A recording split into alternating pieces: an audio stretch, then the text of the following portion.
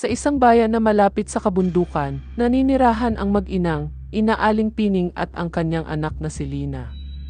Sila'y kilalang naglalako ng mga sariwang gulay sa mga kalapit na baryo. Galing sa sariling taniman ang kanilang paninda, kaya't madalas silang tangkiliki ng mga tao. Ngunit isang araw, sa kanilang paglalako, napadpad sila sa isang baryong hindi nila kilala.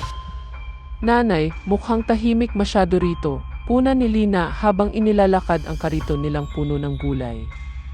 Baka naman nasa loob lang ng bahay ang mga tao, anak, sagot ni Aling Pining, ngunit hindi maitatago ang kaba sa kanyang boses.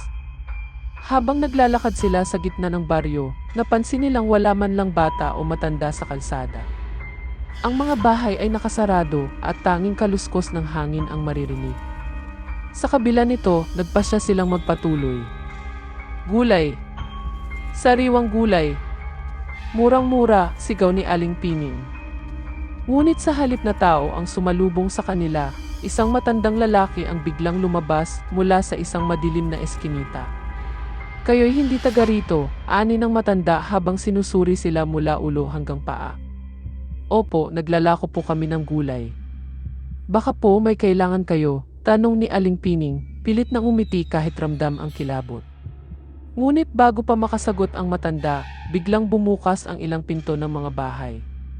Lumabas ang mga residente, lahat sila ay may kakaibang tingin, parang mga gutom na hayop na nag-aabang ng pagkain.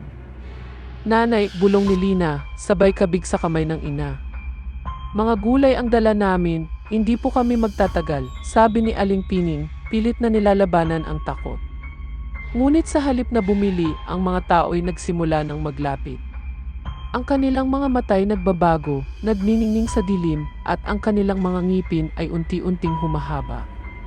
Aswang sila, sigaw ni Lina, sabay takbo sa direksyon ng kariton. Walang nag-aksaya ng oras ang mag-ina.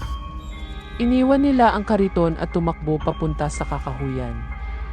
Ngunit mabilis ang mga nilalang na humahabol sa kanila.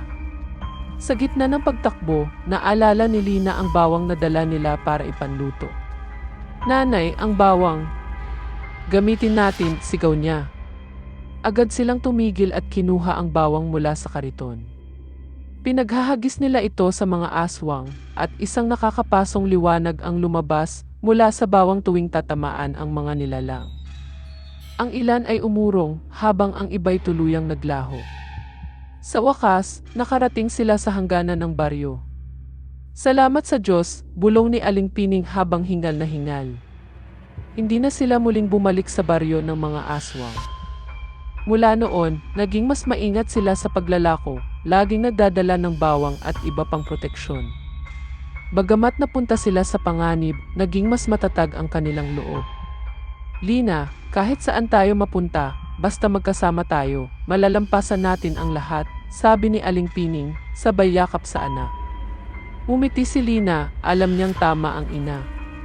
Mula noon, mas nag-ingat sila, ngunit hindi kailanman nawala ang kanilang tapang.